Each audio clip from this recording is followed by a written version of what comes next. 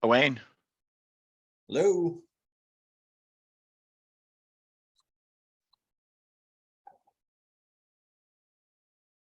There we go. We're all hooked up now. Yeah. There's Awesome. 4 people in the waiting room. Very cool. 5. This is the most popular one of these I've done from a registration point of view. Is that right? Yeah. Well, I guess I better get it right then. Like Lucas. Yeah. Yeah. Well, it's a really an emerging topic. I mean, it's hard to get through a lot of industry now without hearing about it. So probably has more to do with the topic than anything, but that's good. And Rhonda sort of spammily added everybody on my contact list to the invite as well. Nice. Yeah. And I'm like, ooh, let's not do that again. But every now and then it's okay. Yeah. Yeah. Well, good. Good. I got 12 people took the survey. Well, good. And you've got There's eight sitting there now. So I'll if you're good, I'll let them in. Yeah, absolutely. We'll start to feel free to just chat with anybody that strikes your fancy before we start officially. Okay. I'll probably do the same, but if I hear you talking, then I'll kind of be quiet.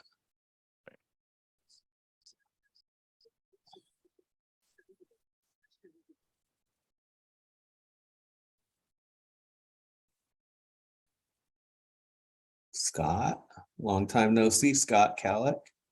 Hey, Tia. Hello. Everybody's coming in fast and furious, so I have to, like moving around. Kane D'Amico with the new no glasses look. That so fresh. I love it. I was able to wear hats this weekend. It's great. Good to see you, Lucas. Hey, Matt, how are you? Good. Oh yeah, small town wiffle ball backyard connection. I forgot about all that. We had an epic football game in his yard when I was in 8th grade Yes.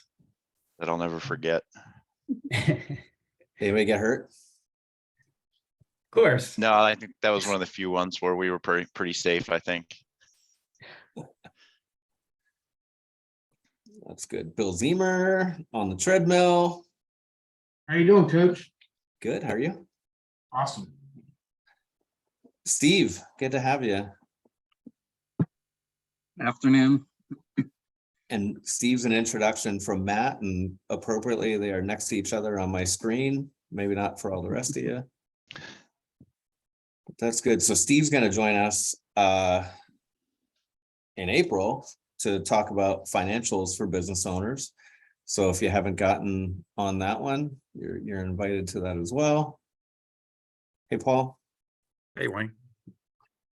Wait, we're at 12:01. So I'm really self-conscious today, Lucas, because we're talking about efficiency and lean, and I'm sure you want to start on time, and now we're at 12:01. So I've already like kind of messed that up.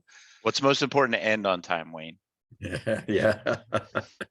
Well, at 1 o'clock, 1:00, no matter what is being said, I'm going to hit the button and everybody be gone. Well, hey, it's good to be with you all. And as people come in, I won't greet everybody. We'll just kind of quietly let them in if anybody else joins. But I'm really excited today to be always joined by all of you, because the business builders are what make these conversations rich and very pertinent to the world of building a business and growing a team. And Lucas, it's really good to have you.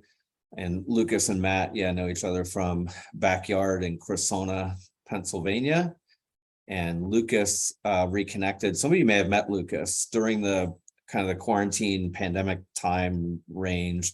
He joined us for some book clubs, saw something that I'd posted on LinkedIn about a book, and he's a reader, and he publishes book summaries that he does internally at Williams, and he shares it with some people beyond the Williams network that have a lot to do with efficiency and process and the things that he's going to talk about today. But at any rate, Lucas came to some of those book clubs, and then he and I chatted the other day, and I know lean manufacturing is something I know just, what do they say, enough about to be dangerous. I don't know if that whole statement doesn't seem like a good idea, knowing enough about something to be dangerous, but it's kind of like that. And Lucas, thanks a bunch. I'm just going to pretty much turn it over to you and the business builders, unless I have a question, and I'll just let people in if they come. And thank you. Awesome. Well, I appreciate the opportunity here. This is something that I really do care about and very passionate about. And not a lot of people get to do what they love. And I would say for 17, 18 years, I wasn't. I was paying the bills and I was doing something I was good at. But the last 4 years, I've transitioned into something I really do love doing, and getting to talk about it is just exciting. My motivation changed from a job title and a paycheck to the impact I can have on people, and this has really done that for me. And so I'm just gonna couple things about me quick so you understand where I'm coming from. I'll talk a little bit about what lean is. Then I want to talk about the information I got from everybody. So a couple of folks had taken the survey, and then open it up to the group just to get a little upfront what parts of this you might be interested in. And then, I'll get into some depth about where it came from. I know there's some people on here that already know quite a bit about it. So during that period, I would hope that you would challenge me if you're hearing something different, and then talk about kind of how to implement it and really give everybody some time for some dialogue. Because if you haven't heard of it before, I think you're going to hear some things that take you back and make you realize that, this isn't rocket surgery. It's really basic stuff, but we tend, as we grow, to forget about some of that basic stuff and think more about our bottom line and develop maybe some bad habits because we want to have answers right away, and that's not always the best solution, and we'll talk about why that is. So kind of high level on me, I kind of talked about transitioning into this. My background is in engineering. I'm actually a professional land surveyor, and I've been an engineering manager. I did about 16 years worth of that, and that is why I came to Williams, which, for those that don't know, Williams gathers, processes, and transmits natural gas. Right now, we're handling about 34% of the country's natural gas. We also have a pretty good, robust program now on new energy ventures. So looking at different things that are coming out there about taking methane off of farms and landfills and how to use hydrogen more effectively. So a lot of things other than natural gas going on right now, but we're a little over 5,000 people in our company, and our corporate headquarters is in Tulsa, Oklahoma. I'm afforded the opportunity to work from home. I live in Northeast Ohio, right outside of Canton, Ohio. But I do end up traveling a lot because I do engage directly with every single group in our company. I wouldn't say I've touched all 5,000, but I've touched every single department and several thousand people over the last 4 years. So that's kind of my background, how I got here. I did learn about it at Williams. We had hired outside consultants to teach it. My team was very good at it, and they were very expensive and not doing a great job in every group, but our group was really good. So they came to me and said, "Why don't you just teach everybody how to do this?" And I said, "That doesn't seem to make sense. That's not what I went to college for. I'm not a teacher." But I gave it a shot, and I'm glad I did. I absolutely love doing it. So that's what I do now. So to talk about kind of what lean is, it has nothing to do with reducing headcount, laying people off. So if you've heard that, I know that's something I get a lot. That is absolutely not what it is. So lean is a business culture of reducing or eliminating waste while respecting people and utilizing continuous improvement.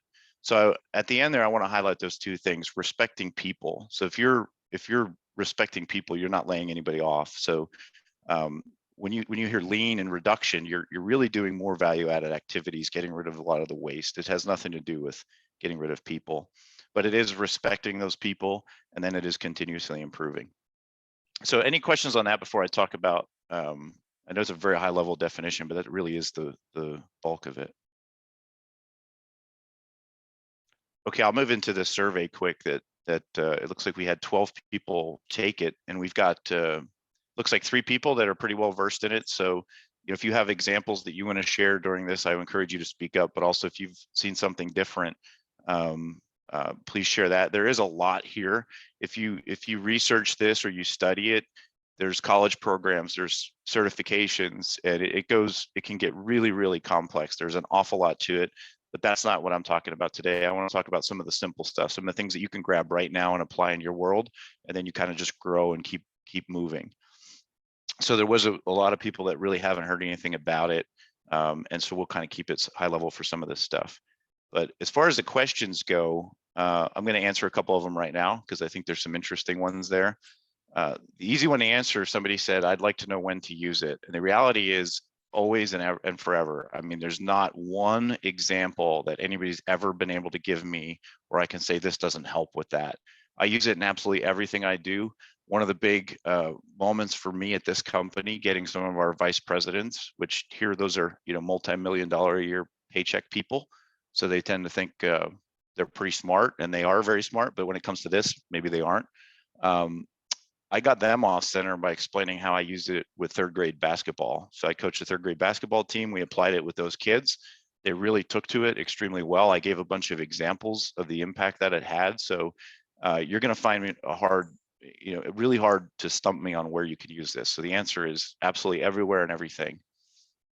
The process for starting a team to be dedicated to finding efficiencies, that was one of the questions here. And that one can be highly variable if you're in the weeds. So it really depends on what your business product is, what your team dynamic is, the size of the team, those kind of things. But at a very high level, the process is you have to instill a culture that's inspiring them to improve. And through that, you have to do things like empower everyone, especially frontline folks. You have to engage everyone. And, for those that play corporate, buzzword bingo, here's the one: psychological safety. That's not something that's been talked about a long time ago, but it's hard to get on a business call nowadays without hearing psychological safety. But that really is a key component. If people don't feel safe to say, hey, this could be better, this isn't going to work. So to get people dedicated to this, that's the first thing you got to do. You got to get your culture right. And for most people, that means you've got to educate your leaders on what are the right behaviors. And I say leaders because that's what you want. You don't want managers or bosses, you want leaders. And there's a very different thing there.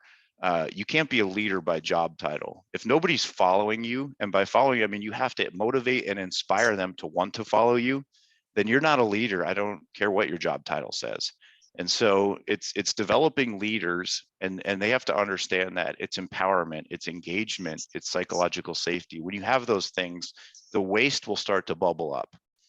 So then really that next phase becomes, how do I, now that everybody's comfortable to speak up and say this could be better, what are the tools I give them to make it better? And that's where it's very variable by team. So depending on what you're doing, there's dozens of lean tools out there that you could plug in, but I can't say it loud enough. You have to have your culture right before you do that, or it really will fail. People will just pull a tool out of the box and apply it, and they'll see a savings, and they might pad the numbers to make themselves look better, or you just inspire all this poor behavior. You have to be able to inspire them to all row in the same direction. And then from there on, you really have to celebrate those right behaviors. So the right behavior I'm looking for, as an example, is that I find something in my process that takes too long and I get it done faster or cheaper or whatever your goal might be. And then you celebrate those kind of behaviors, and you celebrate the person who found it and the leader who inspired them and empowered them to find it. And then the last question here was really around getting into the coaching business. And I'm going to put that one towards the end because I think a lot of the tools I talk about here could easily be applied to a coaching business. And I think as we go through that, I'll just touch base on that at the end. So before I go any further and use up all of our time, I'm going to stop. Does somebody here have something on their mind where they said, okay, you've talked a little bit about continuous improvement. It's about reducing waste. It's about respecting people. Does anybody have something in particular that they want to know about this, either based on something they heard before this or something I just said?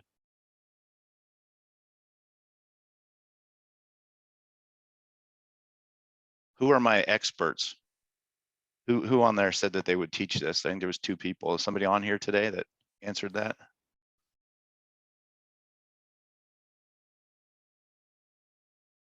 Oh, no. Yeah, they're not raising their electronic hand or there. Okay.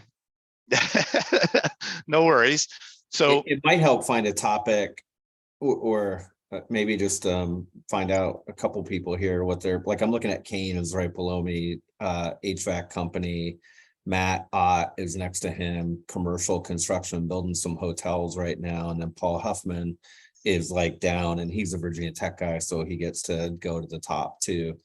Like maybe we'll call it quasi call on people. Any of you 3 have something to ask or a place to start, or tell us more about what you're working on right now if you're already working on improvement? Go ahead, Kane. Well, some of the people on here know that last year at my company, we went through some exercises where we drilled into the profitability of a lot of our installation jobs. And we found that on a couple of types of construction in particular, we were really heavy on labor. I mean, we went way over our budgeted estimated labor hours. So one initiative that we are working on this year is to sort of trim that waste, drill into why those hours went so far over. And it wasn't just a matter of budgeting or misestimating the project. Like we've kind of dialed that part of it in. It was really on the execution side of things. And it's a lot of old habits. It's a lot of old cultures, sort of the old way of doing things. So that's something that we're working on. That's a live topic and conversation at our company now. Awesome. So Kane, have you documented the part that you're looking at, that particular type of installation? Do you have like a visual documentation of these are the steps we take to do that activity? I'll say no. So I'd say that's a great place to start, because then what it does is it empowers everybody and it gets you to start speaking the same language. So we actually used to have what we called a want need lunch, because we did have a process that was highly variable in our cost. When it gets, at a certain scale, we were spending $2 a foot, which, we have thousands of miles of pipe out there. So $2 a foot's a lot of money. But in certain cases, it was costing us $12 a foot. So we took the process for that, 6 times or $12 a foot versus $2 a foot. And we documented it. We put the boxes up on a wall, and then every other Wednesday I would have lunch brought in, and they could put a yellow sticker if it's something that we absolutely need to do. Like we can't not do that step, like that has to be done. And then they would put a blue sticker if it's something that they weren't sure we needed. It's just something maybe people wanted. And then we took those blue stickers and we chased what you call the value stream. So we had to go out then and engage everybody downstream of us and say, are you using this? Are you not using this? And after our 3rd lunch, we had cut that down to $3.60 a foot. And by the end of the year, we were under $1 a foot. So we saved, I think, $4.9 million that year just by having those lunches. And it started with us saying, these are the steps we do. Which ones do you, the people doing the steps, think we don't need to be doing? And then, that's where leadership behavior had to step in and say, they're the one doing the step, but they might not necessarily know the 5 people that touch it, down the value stream. And as a leader, that's what you have to do. You have to help them. First, you have to empower them to say, I don't think this step is needed. And then you have to help them figure out what's the impact of not doing that anymore, or the impact of changing it, right? And that's a good first step. And then for the ones that are left, you can look at, using some type of structured problem solving to say, how do I do it faster? And so I actually had my kids help me with my process of making breakfast, because, I had so many things I wanted to do before work every day, and I didn't want to get up at 4 o'clock in the morning to do it. So I have to do it all faster, right? And so in your world, I can imagine faster's, that's your labor. You talked about your labor costs, right? So if you're doing it 20% faster, your labor costs should come down 20%. And so my kids actually would time the different steps of me making eggs and my tea and all that other stuff, and we were shaving, seconds and minutes. And I don't get up at 4, and I get everything done I want. So I took my morning routine. I think it started at like 2 hours and 40 minutes the first time I did it. And through, having people help me and watch me, and me documenting how long things were taking and changing the order I do things, but also the location, like the egg pan is closer to the garbage can now, so I don't drip stuff and have to wipe it up because it was taking time. Through all those little improvements, within a couple months, I got it down to where it's just about an hour, sometimes under an hour if I'm energized. So good stuff, Kane. Appreciate you chiming in. I hope that gave you some ideas. Yeah, Jeff, thanks.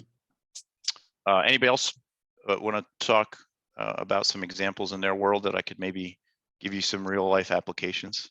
This is Paul. Paul.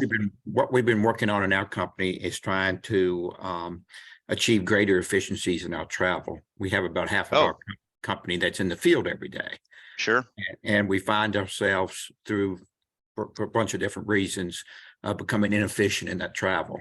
We drive most places we do in vehicles versus flying. And so we may spend 4 hours in a car to get to a location, and then find out that something's wrong and we have to go back again 2 days later, another 4-hour trip. So we've been trying to focus right now to gain more efficiencies in that aspect of our business.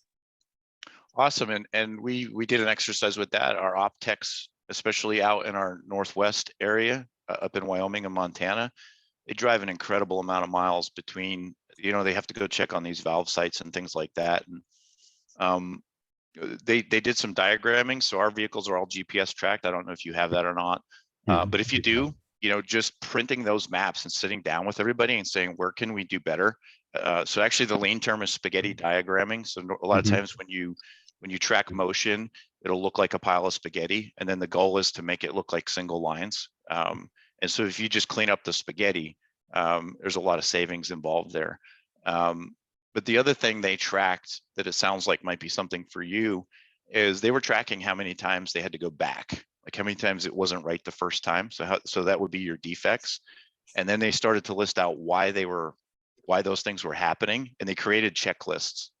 So there were things that they could be checking while they were there that would prevent that return trip, and some massive savings there. But again, you had to empower the people who were doing the driving to have those conversations, or you would have never gotten that information. And that's really hard in some business because, as the owner, you care, and you have a little bit of a defense mechanism there. Like, it's my business, it has to be right. And so what I'll throw out there for everybody, and I think one of the reasons why on the example I just gave that was successful is because that was actually a VP who was very what I'll call a micromanager. He was very defensive about his numbers and cared very much about things being his way. But he empowered that group, and the way they got over that hump was they had data. They were constantly refreshing data. They were just constantly using numbers. So it wasn't their opinion. It wasn't them coming in and saying, this could be faster if I do this. It was them coming in with data that says it was faster because I did this. But also saying, hey, guess what? We tried this and it didn't work, and here's the numbers, right? And that gives owners and leaders a little more risk tolerance if they know people are measuring it. And we're not going to be talking about this on your opinion. We're going to be talking about it on data. And when you talk about transportation waste, it's very easy to have data there. You have miles, you have time, you have number of trips. And so I would encourage you to empower those folks, but also, help them kind of understand how important the data is there for people to help make decisions. That help you, Paul? It did, and I would just like to emphasize what we're finding is the planning has so much to do with it. So we can take 30 to an hour time to plan that visit, coordinate it, and not have to go back again in 2 days. When we get a little lazy about that, that's when the system seems to break down, is what we're finding. Absolutely. And I think, I think that's pretty typical of every problem, right? If you rush to the solution, you're going to end up wasting time in the long run. So one of the nuggets I can give you there, when you talk about the right behavior for you to be successful, is to plan correctly, right? And maybe it's a 30-minute planning session or whatever. That's one of the things you can visualize and measure and show people, right?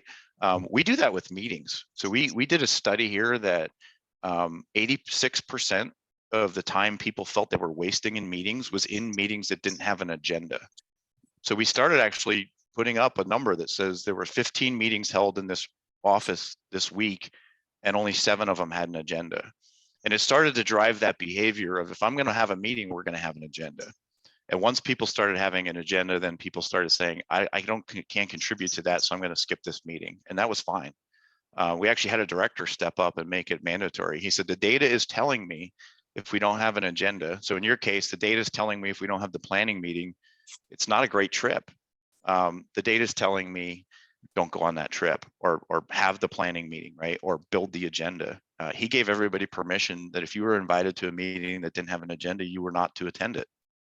Changed everything for us. So visualizing, if you understand the right behavior for you to be successful is that planning meeting, then visualize that for folks. Let them know that that's the behavior we expect, and we're measuring it, and we're empowering people to make decisions based on it. Anybody else got one before I get into some more details about this system and business mentality?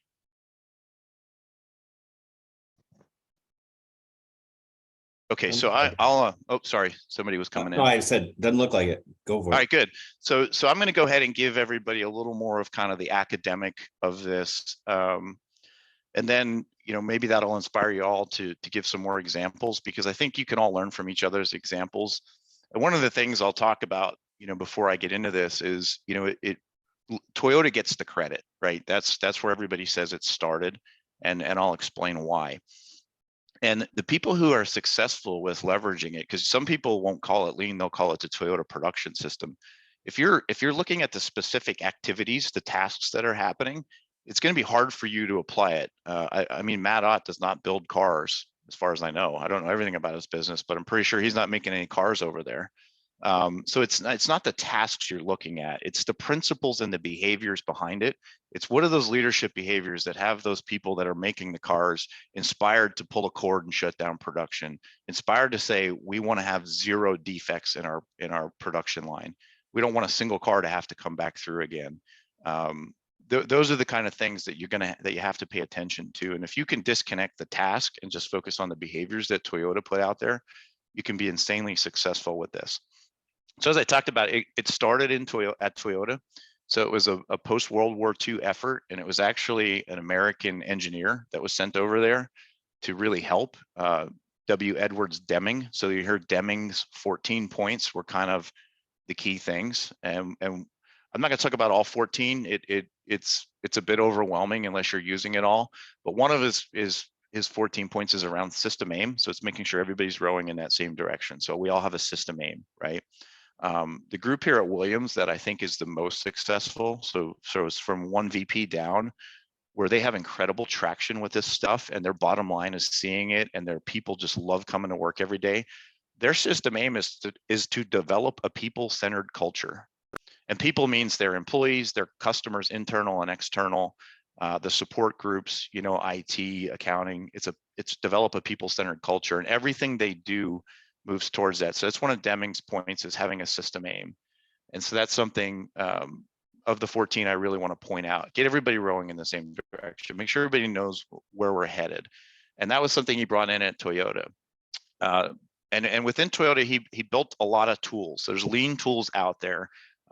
Most of them have Japanese names, so I'm not going to bore everybody with those. But if you're interested and you start seeing it, that's why a lot of the things have weird names. Like Gemba Walk is a great tool that almost any company can use. And Gemba is a Japanese word for where the work happens. So that's something, if you want to get more into it, you could reach out to me, or you can research some of that stuff, but I'm not going to load everybody up with the Japanese words here. But that's why most lean terms are Japanese, because it did start at Toyota. But if you really research how Toyota did it, Deming had all these tools and he was a brilliant engineer, but they had a guy named Shigo Shingo, who, there is a Shingo Institute now. You can get prizes for it. It's you can get certifications through it. I think it's an amazing place to learn. Their mantra is ideal behaviors drive ideal results. And so he was 100% focused on the culture of the company and making sure that the culture empowered the people to use the tools correctly. So you've got the culture and the tools piece that Toyota had to bolt up.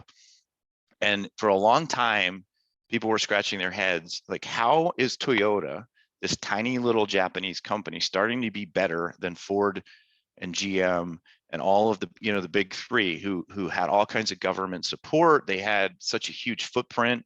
And all of a sudden, late 1970s, wait, they're doing a better product, cheaper, and they could do it faster. Like, doesn't make any sense. You're not supposed to be able to be faster, better, and cheaper. I think the iron triangle, right? You're only supposed to be able to get two. Well, Toyota was getting three, and people didn't understand why. And then in 1987, a guy by the name of Womack, who worked in that Toyota production system for a long time, published a book called The Machine That Changed the World. And in there, he just spilled the beans. Here we go. This is what Toyota's doing. And then you started to hear people start to coin it lean. They started calling it lean because they started thinking about, well, what really is it? It's doing more with less. I'm sure that's okay. And that was kind of the original thought behind it, which the definition I gave earlier, a business culture of reducing, eliminating waste, is kind of along those same lines. But I throw in there that other piece. It's by respecting people and continuously improving, because that's the key part. Because if you just want to save money, you can get rid of half your people. Your budget goes down. That's not what people want. Some people might, but not the type of people who embrace this. So after he spilled the beans on this thing, most manufacturing, started adopting it in some way, shape, or form. So you can go get certified in a Toyota production system. You can go get certified in Lean Six Sigma. You can do all these things, and all these manufacturing companies were really embracing it and doing extremely well with it. But what I want to talk about is where did it, why did I get involved? Why should you get involved if you don't make cars? And so in 2002 is where you really started to see people that were not manufacturing starting to use this. So manufacturing is now embracing it from 1990 through 2002. And now you've got law firms, you've got school districts, you've got retail stores, airlines. Southwest Airlines at one point was all about this. When their CEO changed, they actually went the other direction. And I've got a good, kind of data point on that. I was in an airport shuttle with two Southwest pilots, and one was there when they were doing lean, and one was there after they stopped doing it. And so I said, "Oh, you guys are both at Southwest. I'm our lean continuous improvement manager. So what do you think about it?" And the younger pilot, who wasn't there for the good times when the CEO embraced it, said, "It's the most ridiculous thing I've ever heard of. I can't stand it. Whenever I hear those guys coming, I run." And the other guy said, "That's because you weren't here when our leadership supported it. When our leadership supported it, this was the best place in the world to work. I would never work anywhere else." And so you started to see it coming into those companies in the early 2000s. And one of the big ones to highlight is Virginia Mason. That's a health network in the North Pacific Northwest. They actually have a Lean Institute. You can go there if you're a healthcare provider and learn how to use it in healthcare. I don't see Buddy on here. I'll have to harass Buddy, but they do amazing things with it. There's other health networks now that have adopted the Virginia Mason model. And earlier I was talking about metrics. I think it was I think it was Paul. We talked about number of trips and number of miles, like metrics, right? Well, when you're in the healthcare industry, your metrics are lives. So talk about an impactful metric. So for these healthcare networks to be adopting this and utilizing it, and has data that says, there's 1,000 people would have died last month had we not changed this process, and now they're alive. That's pretty awesome. And so I think that's really inspiring if you want to research kind of how some of the healthcare networks are using it. But that was really the first public knowledge of this not being Toyota anymore. Pixar Films is another great example that's not Toyota. They don't manufacture cars. They manufacture movies essentially. But that's a creative environment. They've got a great story about how they utilize it. It starts with their CEO, Ed Catmull. He's a great leader. If anybody's read anything about him, he's just amazing. People love working for him. Gets unbelievable results, but he's a people first CEO. And I want to kind of end my it's not manufacturing spiel with a rugby team. So I don't know rugby. I mean, Matt and Wayne, we didn't grow up in a rugby world, right? I mean, it's the football, baseball, basketball, and now soccer, right? I got to say that with the odds on the phone. But not a rugby fan, but the more I learned about New Zealand, it's amazing. They are by far the most successful professional sports team in the history of sports. It's not even close. Their winning percentage, their championships, any number you can pick that matters in sports, they're just so much better than everybody in professional sports. And they attribute it primarily to their culture. So they embraced a culture of winning, a culture of improvement for over 100 years now. But in the early 2000s, when Toyota production system became more and more talked about, they do what they call Kiwi Kaizen. So they're out of New Zealand, so they call themselves Kiwis. And Kaizen is the Japanese word for continuous improvement. It's heavily associated with lean. So they use it very heavily. And one of the things they talk about when they started using the more formal Toyota Japanese terms is we were kind of always doing this. We just didn't know what it was called, right? And I think that's where I adopted this so easily. When I think back to being 8 years old, and if I don't get my papers delivered, I got paid by the paper, not the hour. So if I didn't get my papers delivered in time, I missed the wiffle ball game. And you couldn't miss a wiffle ball game on River Street. That just wasn't acceptable. You had to be there. You had to get your home runs. You had to get your strikeouts. And so I was doing this, 8, 9 years old and didn't know what it was called. And so I think it was really easy for me to adopt it because I've kind of approached my whole life with that. Like, how can I do this faster? How can I put this somewhere where I don't have to look for it? How do I make this more usable? I've always been doing it. So when I learned it, it clicked. And that really happened for New Zealand as well. So that's really kind of my examples of, if you research this and you learn about it, you're going to hear so much about Toyota and manufacturing, but you got to dig a little deeper. And there's lots of places you can go that will give you great information on how it's not. So I've got other examples, but now that I've given you kind of a little more background to the evolution of it, does anybody have something in their business where they either have done this or they think something could help apply for them?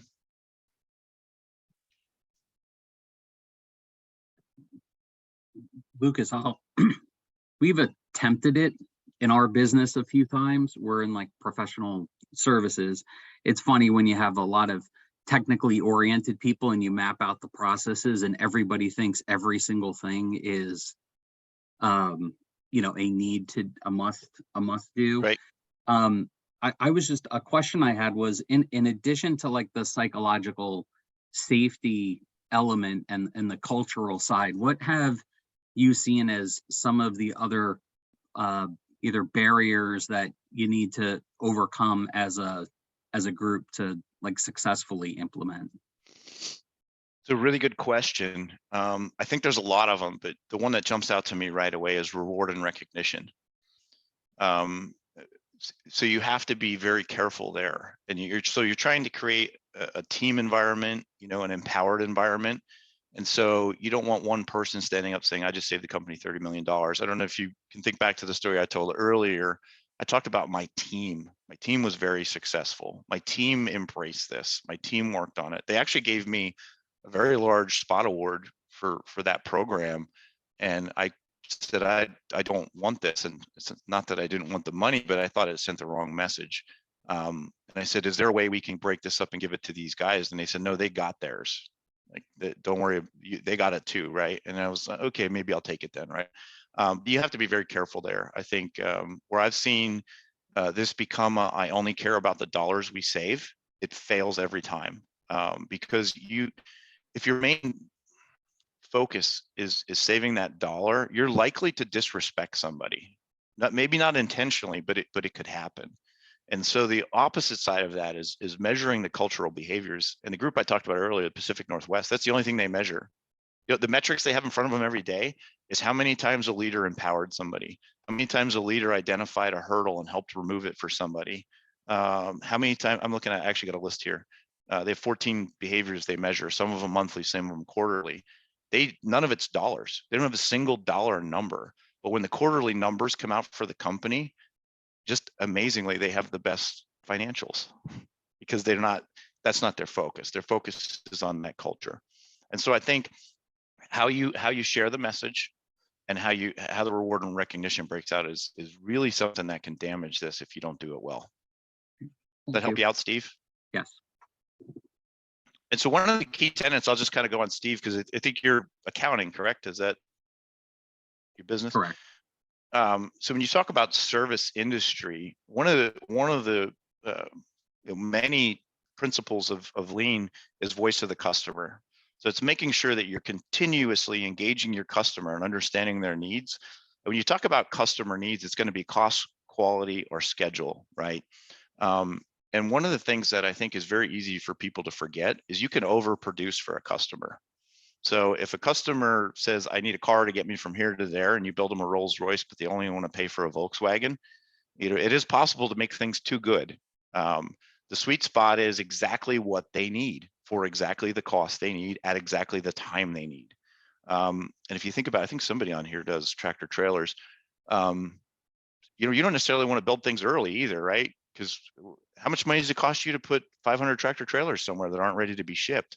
My son actually is all about these Funko Pops. I don't know if anybody's ever seen these things, but he does Funko Pop reviews on YouTube, which he has a process map for how he does his videos. He has it written down. These are the steps I take to make a video that I produce, right? But he also takes he has money invested in Funko Pop through the stock market. Was something he asked me to help him with. They just incinerated $36 million worth of inventory because it was built before the retailers are ready to take it, right? So that's something you always have to be paying attention to, is what are my customer requirements, and am I meeting them exactly with the least amount of effort? Wayne, I see your hand. I'd like to ask Steve. Steve said, we've tried to do this a few times. So I'm curious about, what does that mean? We tried to do this.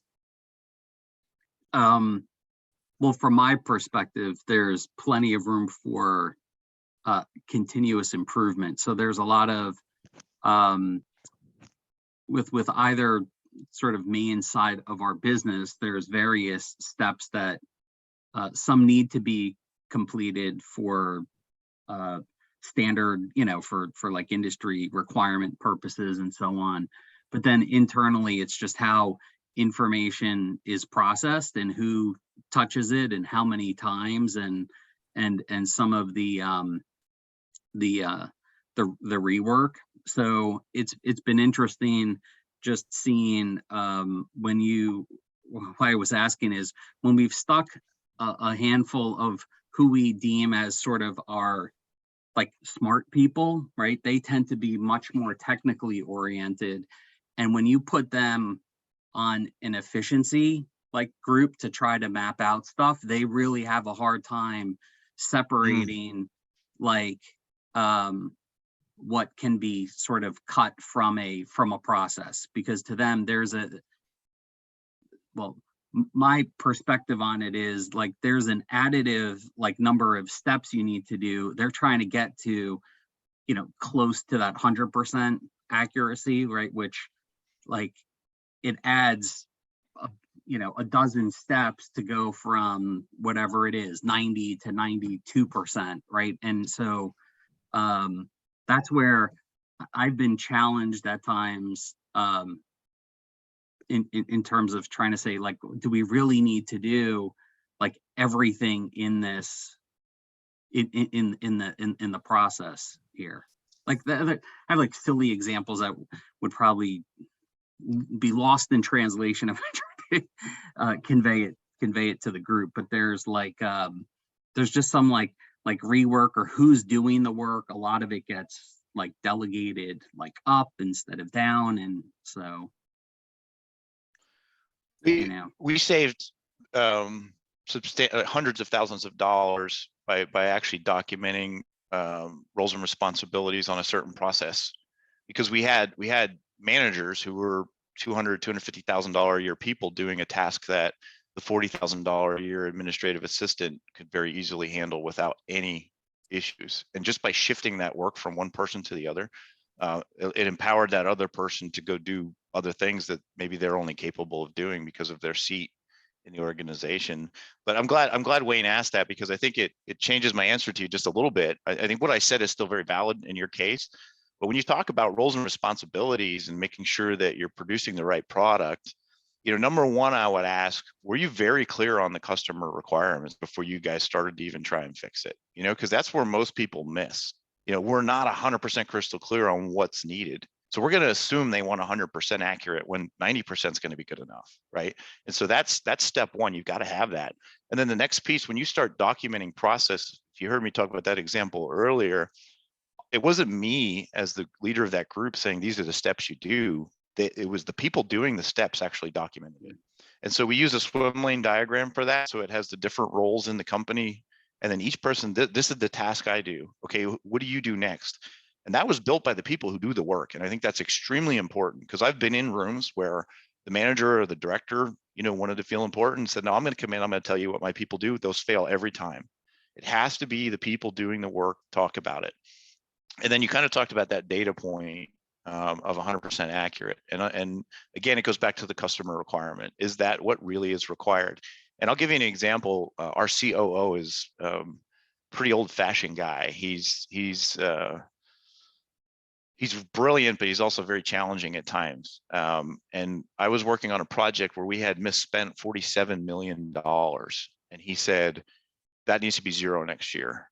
And I went to the team of people who do that work, and I said, is it possible to make it zero? And they said, I don't think so, not in a year. Like, we can get a lot better, but there's no way.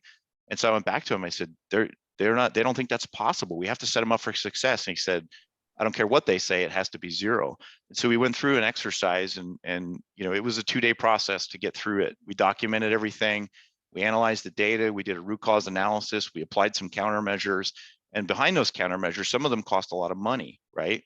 Because they weren't free. To fix a $47 million problem, you're going to spend some money. And so we built what they call an effort over impact chart. So this is the impact it's going to have. This is the effort it's going to take to get there. At the end of that first year, that $47 million went to 2.4 million.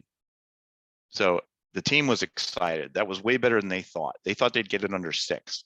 When that information went back to him, they also had a data point that said, oh, by the way, the zero you want, we can get that. We can get that extra 2.7 million off of there. It's going to cost us $4 million. And he went, never mind, I don't want zero. And so that it's let the data tell the story. That's one of the key tenets here. Blame the process, not the people, and leverage the data to tell the story. And I What think else do that's we- where, I was Go gonna say, I think that's where we didn't start it out right, was by not mapping out the actual process, right? I think that was, as you were talking, I'm thinking back to how those meetings went, and taking some copious notes here, so. Yeah, and Thank you want the people doing the work to do that, and their reporting structure, whether you call them leaders or bosses or managers or whatever, should not be in the room, because you don't get current state a lot of times when those people are in the room. They're allowed to check in, they're allowed to review it before it's final, but I never let those people in a room. I actually walked out of one because there was a director that refused to leave. I said, I've got, at the time, I think I had 76 projects on my list. I said, I got 75 other projects to work on. If you're not gonna consider embracing this the way that we've seen it be successful, then I'll spend my time somewhere else. So it really is important to get the people doing the task to be engaged in it. What else do we have? What other examples? Who's got something that says, boy, this is interesting, I think I could use it here? I see Justin light up. Who's Justin? Justin Barbush, trailers. He muted again. He got scared. He got scared. Yeah, we scared him. He's a wrestler, so we can challenge him in that way. Maybe bring him back out. So I'll talk about, if nobody's got any questions, I want to share some other things. I heard some people talk about kind of must-dos. Oh, Cody's got her hand. Cody? I don't see a video. Is that Who's Cody? Can you hear me? Got you, Cody. All right, sorry, I'm docked in, so my camera's not really working too well, but I have a question. I work with Justin here at a trailer sales facility. Great. So, one question I have is how do you make like these lean principles not seem extra to, the leaders, the bosses, the supervisors, and what have you? It just, my feeling is that as we're sort of implementing and rolling it out and just trying to, build that culture, it almost seems like another thing to them, right? Yep. So any advice on that? Lots of advice. I see Wayne's so But- eager to talk. I have to let him talk. Well, I want to ask Cody, because I think this will be interesting to other people. Now, Cody, many of you know Utility Keystone Trailer Sales, and you know Bill Zemer, you've met him. And Justin is on the call and he's COO, but Cody, I believe you were like Lucas, people in the organization recognized that you had an affinity towards this improvement and they put you in a role where you get to do this. I'm not sure your official title, but could you just take 30 seconds or a minute to like, what do you do within the organization? What is your title and how did you get in that spot? Gotcha. Yes, yeah, that is true. So, my name's Cody Reynolds. I work at Utility Keystone Trailer Sales.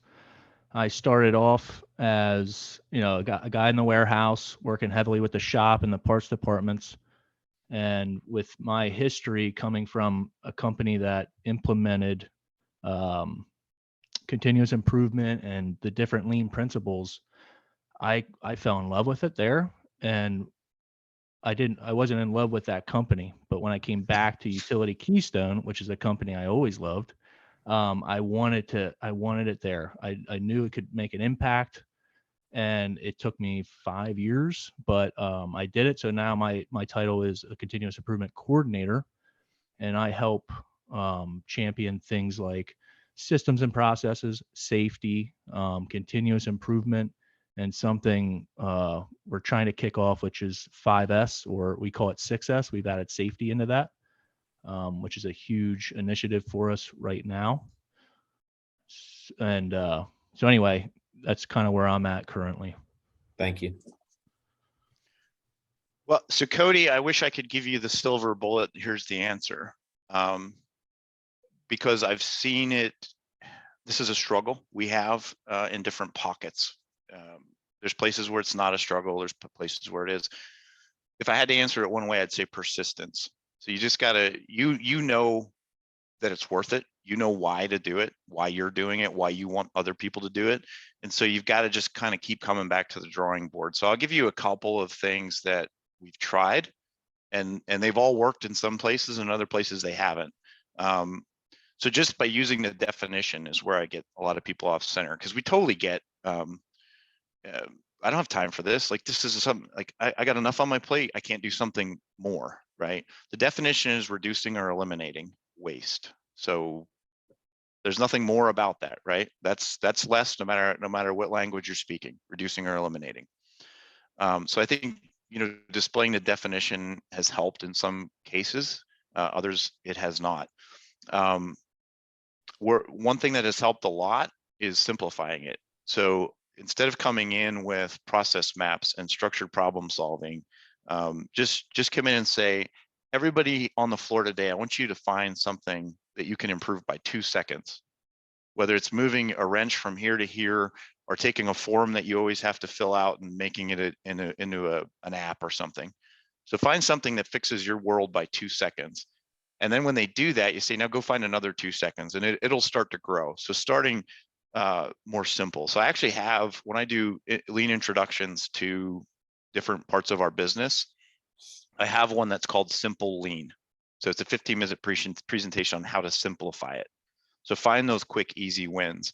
And I'll give you a couple examples. When I really started taking off with this, I wanted it at home too. I mean, why wouldn't you? It's just great. It makes your life so much better. And so I said to my wife, I think, let's start doing lean. Let's start this. And she said, with more colorful language than I'm going to use, I don't work for you. I was like, oh, okay, a little too far, right? So what I did is I just started visualizing what I was doing, right? So I just started fixing it fixing things in my world. And but I put it up on a whiteboard where people could see it. And now she probably might do more of it than I do, you know? And it was just seeing it make things better for me, seeing me be happier, seeing me get in the gym more often because I have a lean tool to do that for myself. And I didn't push the issue. I just put it out there in a way that she went, I'm gonna do that. I'll try that. Kind of same thing with my kids, even though it was a little more, you know, like really give it a try in a different position there, but just do it in a way that other people see it and do it in small chunks. And I'm not talking about, you don't need to stand up and have a parade for yourself, but just put it somewhere where people can ask questions. Like, what's that number you're measuring? Oh, it's, you know, just how happy I am today. Well, why is that number going up? Oh, because I do these things. Oh, what is that? Oh, that's lean, you know? So you kind of talked about 5S and 6S. The companies who struggle to get it off the ground, they go to a 3S, right? So simplify it. And then once the 3S is working, then they add 5. And once 5 is working, they add 6, right? And each S stands for something different for those that don't know. So it's kind of about sorting, standardizing, shining, you know, so making everything pretty. And there's a process to go through there with that. Very great tool in manufacturing. We actually 5S our supplies at the house here. I 5S my garage every so often, even though that gets messy real quick. But again, just simplify it. So I don't know, Cody, it's not the great answer, but just be persistent, simplify it. Does that help you out? Yes, thank you very much. Great. Any other thoughts or questions here? Who's got something they're curious about how it's been used or how it could be used for you?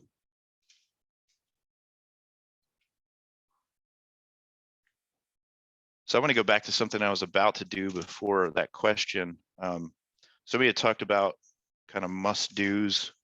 I'm going to put this close to the camera. I know I don't expect you to read the words, but this is how I manage everything visually. And so reds are a must-do, yellows are a should-do, and greens are a nice-to-do, right? And so this is a week, a month, and a year, and I have metrics on all of it, right? What has really changed things for me when you talk about lean, and I said this earlier, and I probably can't say it enough, like let the data drive your decisions. I actually keep track. I know how many reds I scheduled for a week and how many I got done. I know how many for the month. I know how many for the year. It's all on here, right? And the first year that I used this tool, which was a long time ago, I was getting about 50% of my reds done. And I went, wait a minute, if these are must-dos, like I absolutely have to do them, how come I'm only doing half of them and everything's okay? Like I'm surviving, right? And so I use that data to help me define what is a must-do. And when you think about your businesses and your teams at the front lines that are executing your work, they've probably got these lists of things that they think I absolutely have to get this done today. And unless they have data to support it, they might be working on an assumption there. And so I think, you know, that's something you all should think about is if I'm calling things a must do, how often am I actually doing them? So last month, my reds were 24 of 24. They were legitimate reds. I could probably honestly say that. My yellows were only 13 of 20. Those are my should do's, right? But I have that data. Last week I was 17 of 18 on my reds. And the one red I missed is really bothering me. Like that really needed to be done last week. I got it done this morning, but you know, there were repercussions for that. It really should have been done last week. So really think about leveraging data. Can you give us some examples from your red, yellow, to help us understand a bit of that? I can, yeah. So so last week it was, we're having a paving project that we're going to do at the house here. So that was a red last week because they're coming in 2 weeks and I'm not ready. Like I have to bury a utility line. I have to do some regrading. That had to be done last week for them to be able to come. If that's not done when they get here, project can't go. And I've been waiting for a long time to get that project done. My older son's very competitive in golf. Those tournaments fill up very fast. They opened last week, they filled up last week. So that was a red I missed. Very unfortunate. So there were repercussions. I got in and got him on the waiting list for a tournament this morning. That's something needed to happen last week. Waiting list is not good enough. He wants to play golf in college. I can't be doing that. So that was a have to do last week.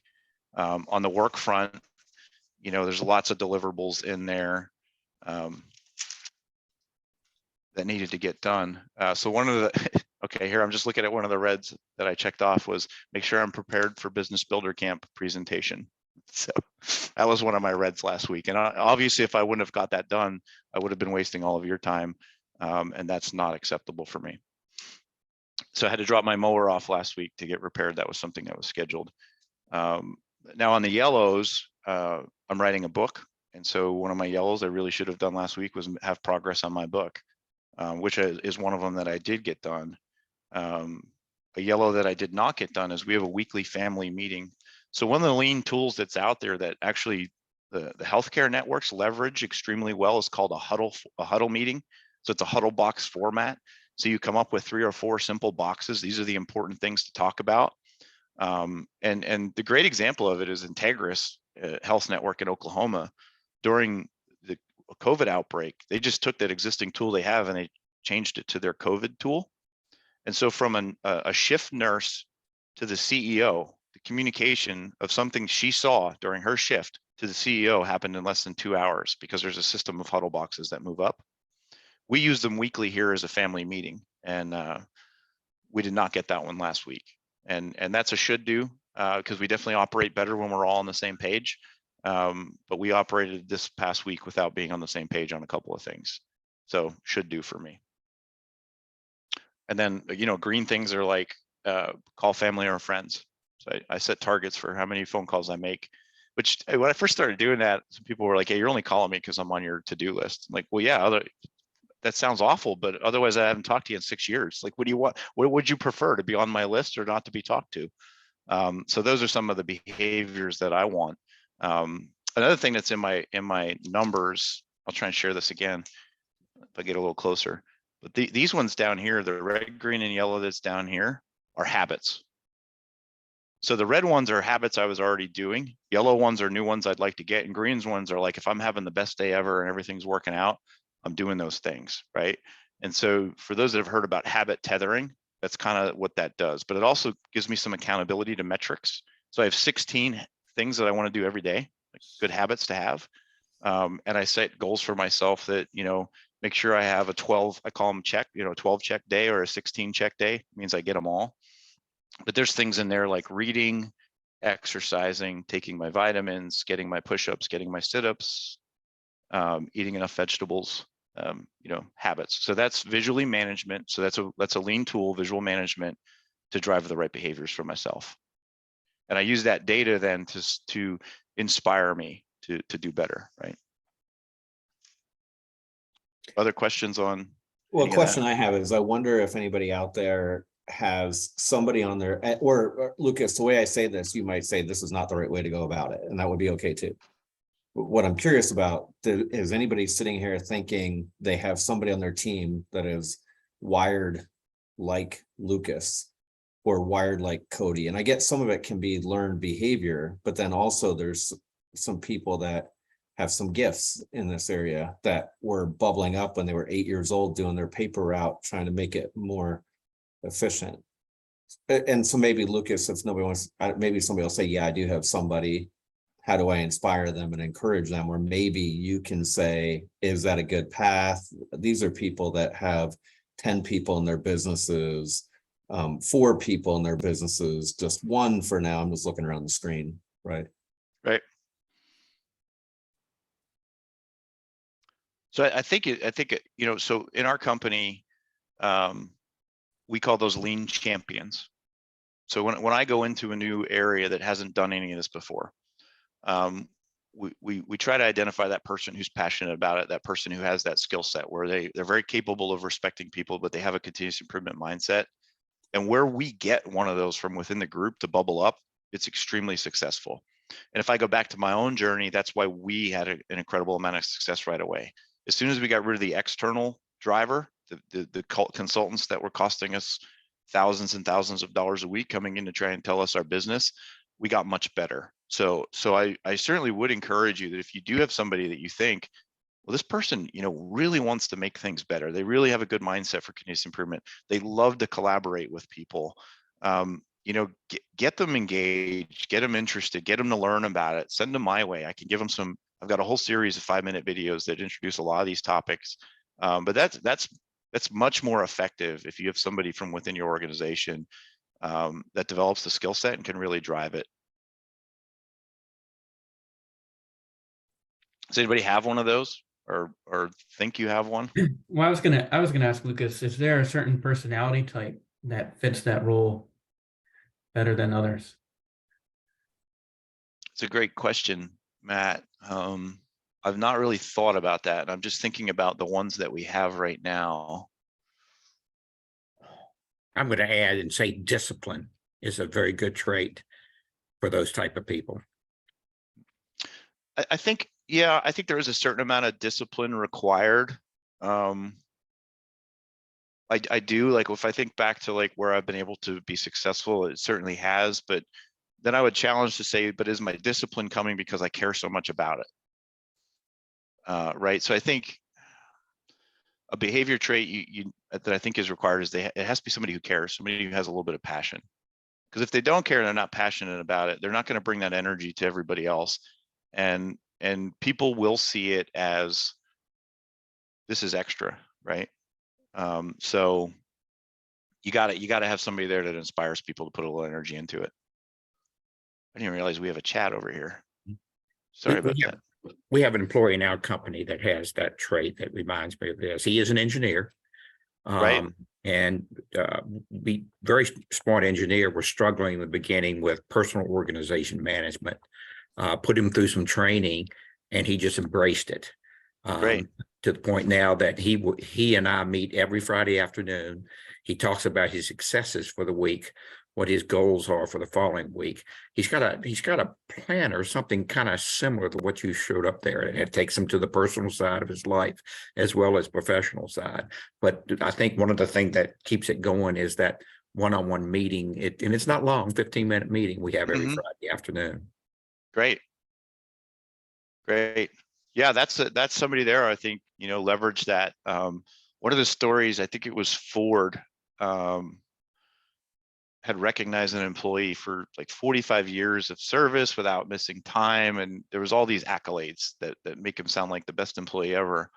And they hosted his last day was a big to do. They really put the guy on a pedestal because he didn't miss work and he didn't get injured and didn't cause any injuries. And he said, it was something like, you all have paid for my hands. He was working on a line for the last 45 years. You could have had my brain for free. You never asked for it. And that's a lot of what this is about. It's getting those egos out of the way, getting to where the work happens, empowering those folks, inspiring those folks, and getting that extra, right? You hired them for their hands to go do the work, but they've got this great brain and this perspective that you don't have as the CEO or the VP or the manager. And that's where your improvements are going to come from. That's where your innovation is going to come from. That's where your business is going to get to the next level. And so it's just having the leadership courage to embrace it, right? And you don't want everybody running scared. That's again, I'll go back to it. Let the data tell the story. Make sure that if you have a lower risk tolerance, or you're like, we've been down that road, then challenge them. Say, look, I want to encourage you to get better, but we need to be measuring it, and we need to be remeasuring it, so that if it isn't the right thing, we can pivot and go a different direction.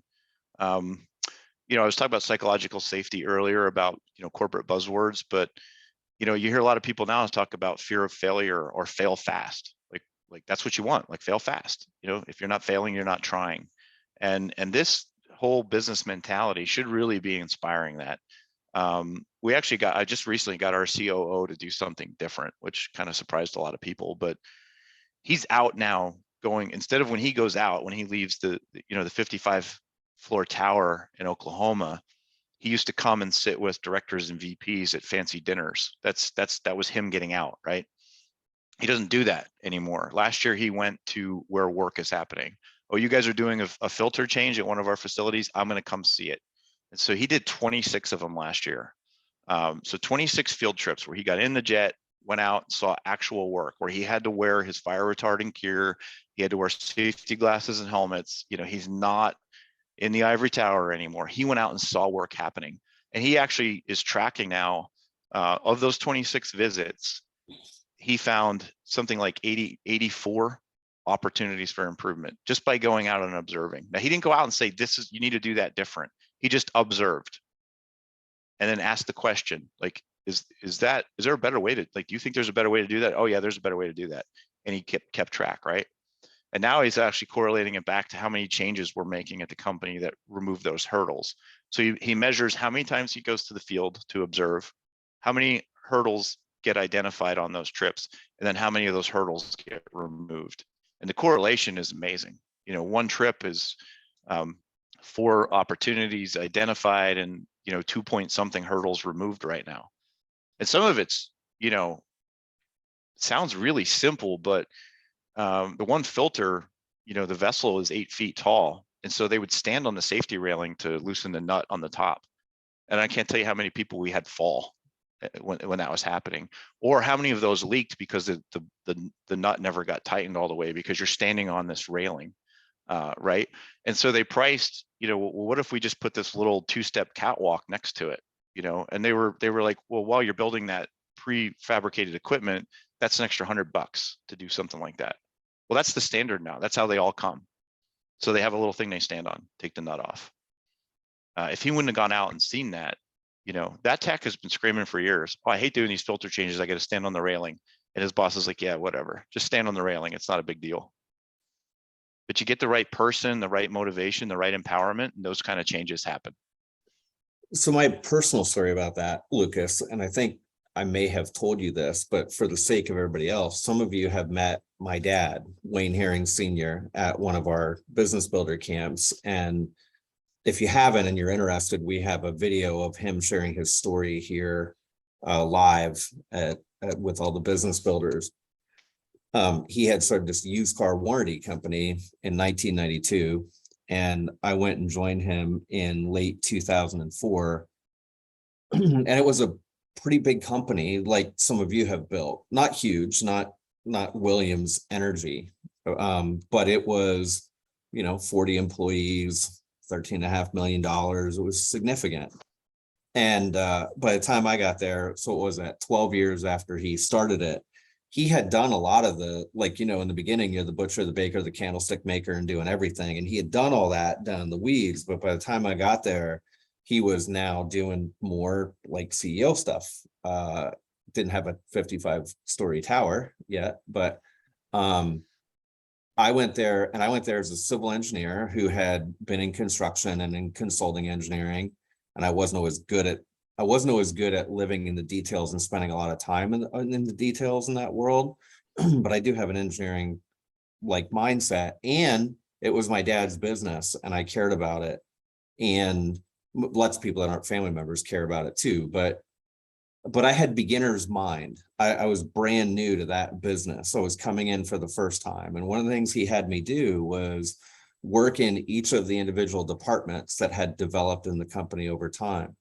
And the first department that I worked in was the customer service department and like money coming in department. So we used to sell these used car warranties, and we were not the people that called you on the phone and bothered you. We sold them through independent used car dealers, and the dealers would send in multi-part, the canary and the pink copy of these contracts with a check, and they might send in 4 or 5 at a time in an envelope. So one check, 4 or 5 contracts, and there was a process to open the mail, take apart these contracts, and then true up the money to make sure that every contract was the right rate, because it was different vehicles, different lengths of contracts and things, as you could imagine.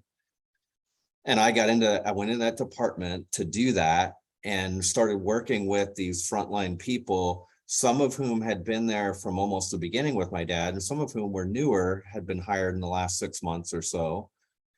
And as I looked at this, I couldn't help but feel frustrated by the inefficiency of what we were doing.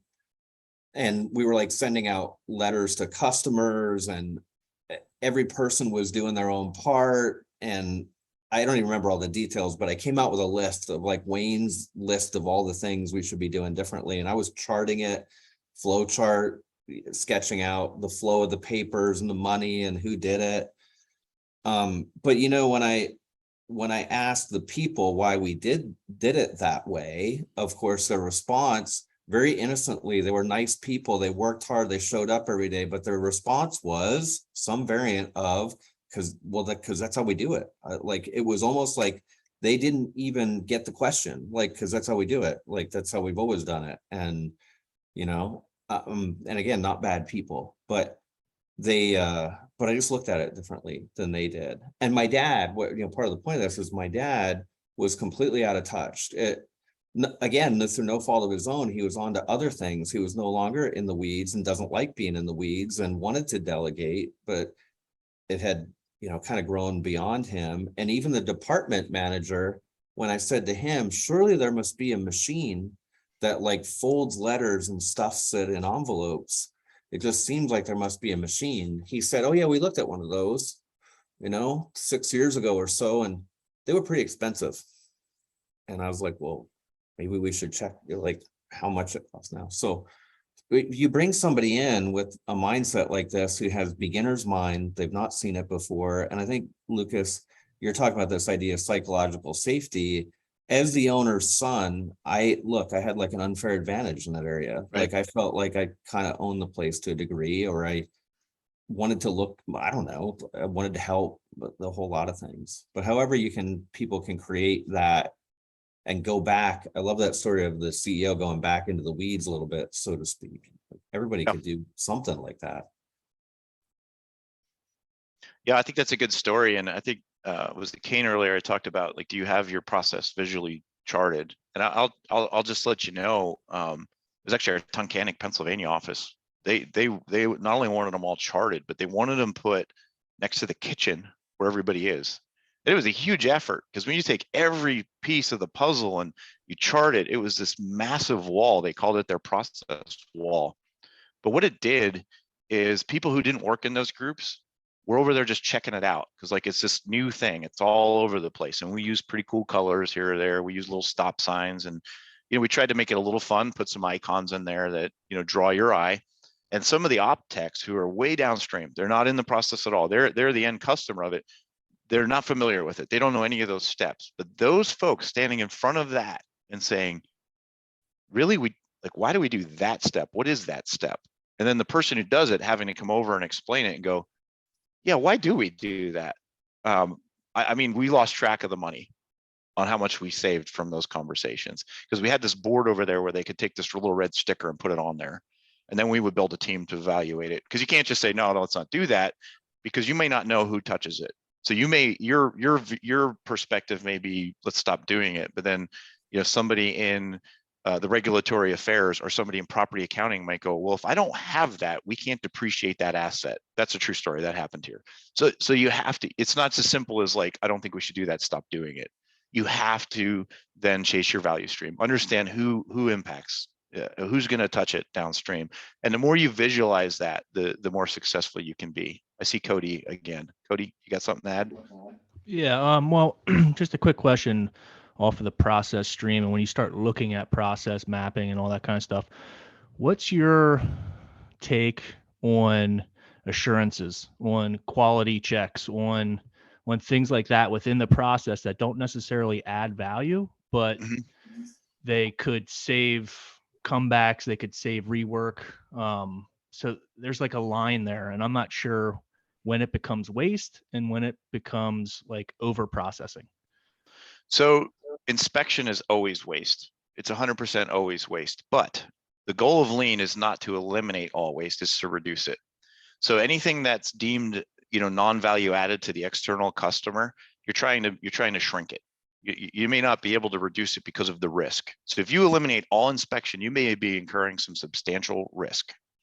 So anytime there's a process, and we have a ton of inspection, a lot of it we're actually required to.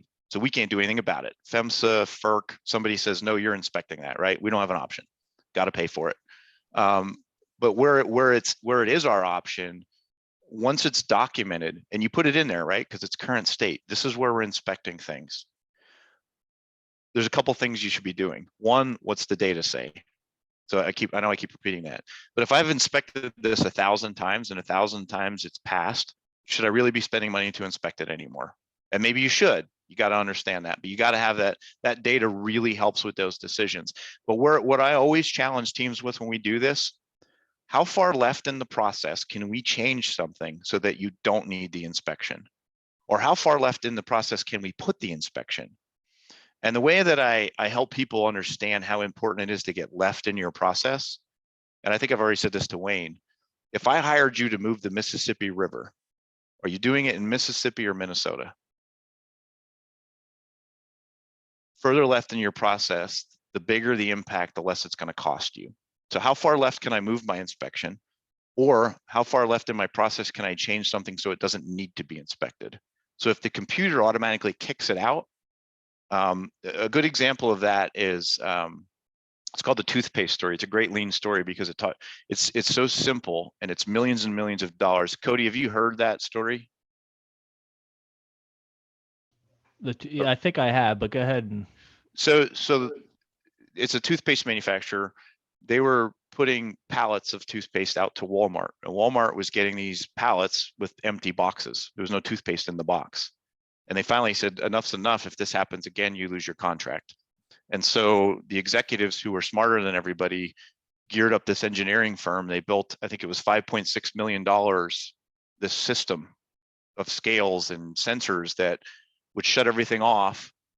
The line worker would throw the box away and then go reset everything and it would go. So no more empty boxes on the pallet. So they're really proud of themselves. And so they brought some of their investors in and some of the other stakeholders to look at this cool thing they came up with. And when they got out there, it was all unplugged. Nothing was turned on. And they got furious. They said, why in the world would you're going to end up putting an empty box on the pallet and we're going to lose our contract. Everybody's going to lose their job. It became very punitive.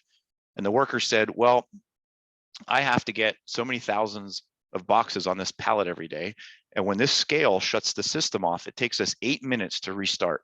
I have to go back and restart everything. There's no way we can meet our quota with as often as we're restarting it. So I went into the lunchroom and I got the fan, the oscillating fan, and I set it next to the line. So it blows the empty boxes off. We don't have to stop the line.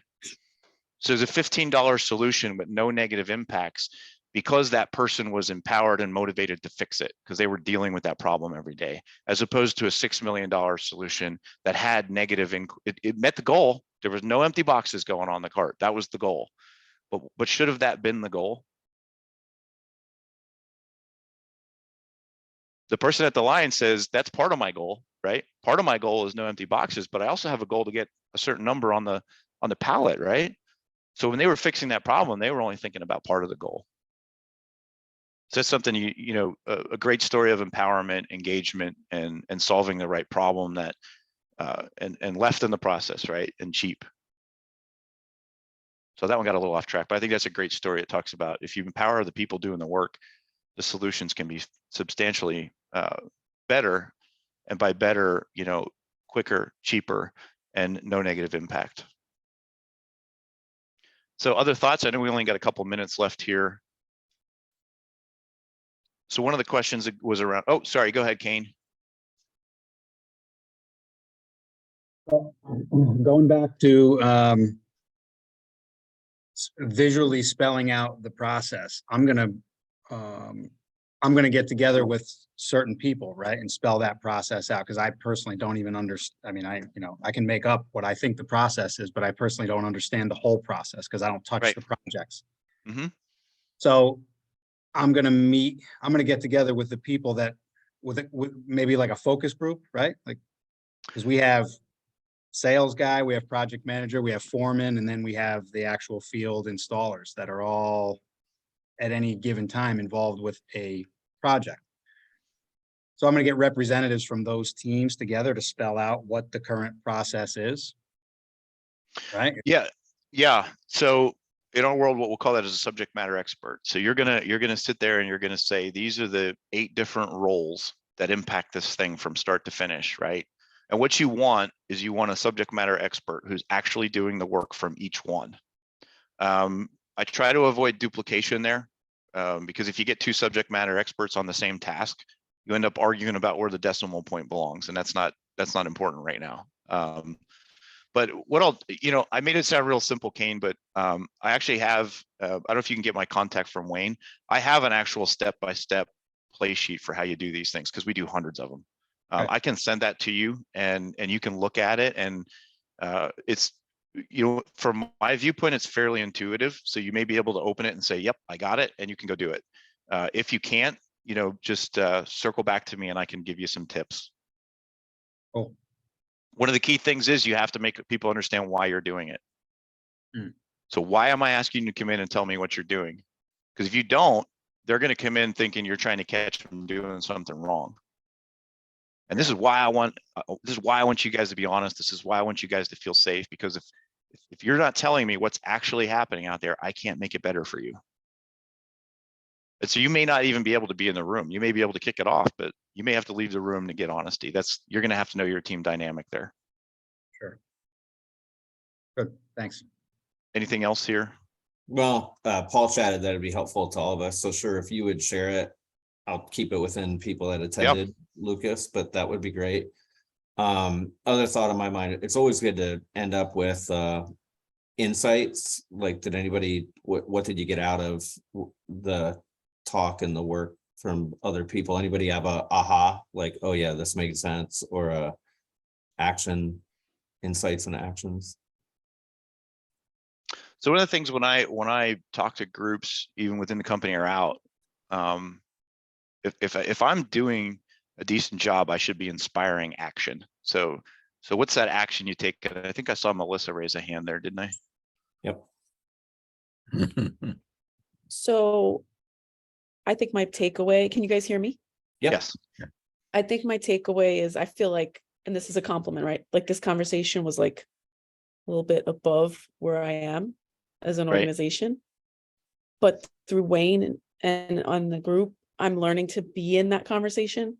So like, when the time comes, I'm not totally fresh to the concept. So I've learned to like embrace the thought that seems far away. But then as I continued listening, I'm like, oh, okay, I can do that. Like, just an agenda for every meeting. So like you said, start there, start with 1 minute, start somewhere. So I appreciate everything you said. Some of it was like fire hose to the face in a way for where I am today. But it's also, I like to be in the conversation, and then it's amazing what comes out later. So thank you. Yeah. Yeah. And I think that's, where I've seen success is where, and I think one of the VPs about 3 years ago is, I was having quite a bit of success, and we were shifting the culture in pockets, but we were kind of started to stall out. And I remember him sitting me down and saying, you've got to understand that you have to do a better job of meeting people where they are on this. Not everybody is where you are on this, and you have to meet people where they are. And so I appreciate you kind of pointing that out. And I did throw, quite a bit of stuff out. Some of it's a little more advanced that cultures might not just be ready for, but yeah, I think it's a great message of just, start where you are and pick that thing that you can fix. Paul, you're unmuted. Yeah, one suggestion too, and we've been using, I came from a manufacturing environment. I'm also an engineer like yourself. So we practiced it much there, and then we've taken it into a little small company, which we have right now.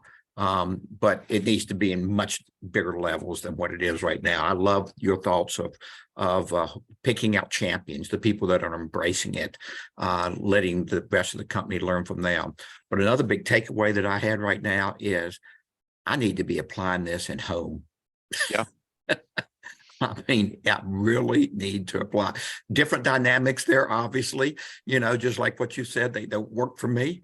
But it will help so much. Just projects, things that we got going around the house right now. Yeah. The third thing is, since I may have more experience than some of the people, what would you recommend reading, instructional for other people to get started, kind of learning some of the basics and then gaining knowledge on this? That's a really tough question to answer, and I'll tell you why. If you feel like you've got like a culture that's already firing on all cylinders, we're all rowing in the same direction, we all feel really good about where we are as a team, but you need to get into the more technical stuff. I would answer that a certain way, because I think there are groups that are probably there, right? Because it's going to be more tools focused. The story of Goodyear is a great one as far as like an academic textbook, tough read, but it explains every single tool, how they used it. And they did not start in their manufacturing group. They started in their engineering group. Their manufacturing group didn't want anything to do with it. So it's called lean driven innovation. It's not on the wall behind me anymore. Lean driven innovation. That one's going to give you a ton of tools. That actually wasn't my book club. I think that was one of my more recent ones. That one's actually on my LinkedIn page because the author is in my book club and he asked me if I'd share it on my LinkedIn page. So that one is very tool based for those that have the culture. For those that don't, Carrots and Sticks is a great book about reward and recognition. It sets it up for kind of empowerment and what motivates people, because you've got to have motivated, empowered people, or this isn't going to work. And another one that's, well, see, now I argue. There's two that talk about psychological safety. One's called the Culture Code. He actually does it full time for the Cleveland Indians now, where he's like in charge of developing their culture. Daniel Coyle. Culture Code is a great one around psychological safety. But another one that is really good when you're talking about how do I shift to a culture of speaking up and continuous improvement, is called Challenge Culture. So it's Challenge Culture. So this guy, so Nigel Travis was the CEO of Blockbuster when it went under. Nobody at Blockbuster could speak up. You did what you were told at Blockbuster. And you see where that got him. And it woke him up. He's now the CEO of Dunkin' Donuts. And Dunkin' Donuts is a challenge culture. He wants people raising their hands saying, this is broke, we have to fix it. And if you look at the evolution of Dunkin' Donuts since he's been there, it's pretty amazing. So when you talk about shifting your culture, Challenge Culture is a great book. Wayne, can we get his LinkedIn page here? Could Yeah, I'll share get it you. around? I'll get you all of his contact. Yeah, info. that would be wonderful. For This sure. is very helpful. It's been a pleasure listening to you. Well, great. I appreciate that. And yeah, I don't know, Wayne, if you want to just send out either an email or something I will. I'll with my send an email. contact. I'm fortunate in my job. I'm pretty well taken care of here at Williams. I have 100% flexibility to do basically what I want. So yeah, if anybody has anything, I can talk this stuff all day. Your sister told me that you're coming to Business Builder Camp, but I don't know that we actually confirmed that. I thought we did. Okay. In May. Last week of May? Yeah. Okay. So anybody who's coming to Pennsylvania and Sweetwater Lake, Lucas plans to be in town. I don't think we worked out a whole bunch of details. I know you sent me the dates. Yeah. I know you sent me the dates, and I was going to be back in the area that week for Memorial Day weekend anyway. So I was just going to come a couple days early, whatever you need.